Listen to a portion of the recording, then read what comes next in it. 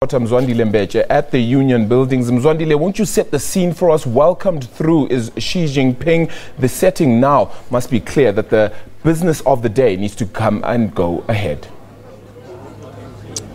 Thank you, Arabile. Indeed, as we come to you now, we are at a place where we will witness the signing ceremony of several agreements that will deepen cooperation. But right now, the President and his counterpart, Xi Jinping, are holding talks behind closed doors. So they will then come here to then confirm what exactly they have agreed upon. So we understand that there may be issues relating perhaps to a manufacturing plant and of course a variety of other issues, Arabile, that will be discussed here. We have seen the heads, for example, of Eskom, Pakamani Hadebe. So he is here, and of course we've seen the head of Standard Bank, Sim Shabalala. So you can see that whatever will be discussed, or rather will be signed, it may be toward that effect.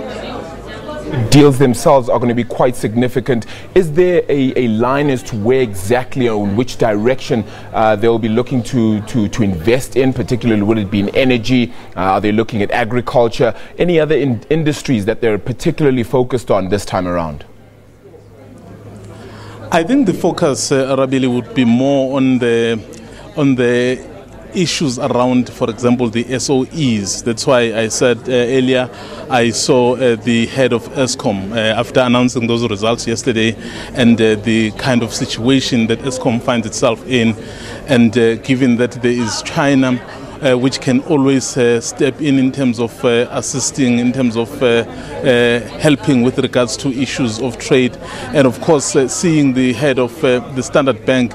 So then you start to think that perhaps it may have to do with the financials, or it may also have to do with the SOEs. But we do understand as well that with regards to a particular manufacturing plant that China may propose. As I'm saying, so nothing is finalized yet, because whatever agreements that may have been discussed by the senior officials, or even ministers for that matter, so have to be ratified by the presidents. So right now they are meeting, so we will only be able to know that outcome because they would have agreed on certain aspects of their agreements. Many would say that the BRICS nations have been five nations that have just come together trying to find their own place, but certainly now come together amidst common ground regarding the trade war that is ensuing out of the United States. So China themselves will certainly want to put their head forward, and South Africa have suffered at that hand as well. With regards to steel and metals and the like, with regards to the trade war, do you see some sort of cooperation coming through in that regard? Absolutely. Where there are perhaps negative situations, others would argue that arise opportunities. So the issue of trade war, particularly between China and the United States, with China having US slapped tariffs on certain Chinese products, and China retaliating. So there is an opportunity actually to look towards South Africa, because many of those products, for example, are produced here in South Africa. So they can use this opportunity of engaging with China to say, yes, you're having difficulties with the Americans, but here we are.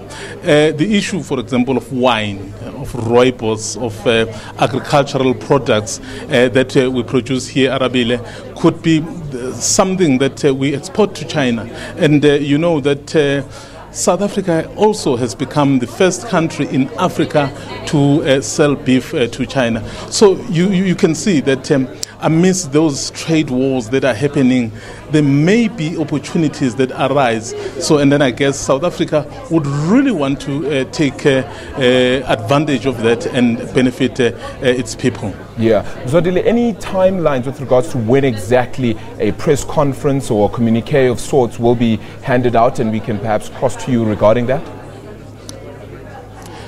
In terms of the schedule that we were given here, we expect the two presidents to walk in here in about 30 minutes. That's if they are on time, because they are supposed to begin their press conference at 1:45. So once that press conference then happens, so then we'll be in the clearer picture. So what exactly they have agreed upon before these two presidents begin the BRICS Summit that is happening tomorrow. Maybe I may add, Arabile, that so this meeting is actually very, very significant, because later this year we would see these very two presidents meeting in a state visit, when President Ramaphosa will be traveling to China also to pay a visit. And not only that, they will then afterwards then co-chair the FOCAC, that is the Forum on China-Africa Cooperation. So you can see the issues of deepening these relations is really going far.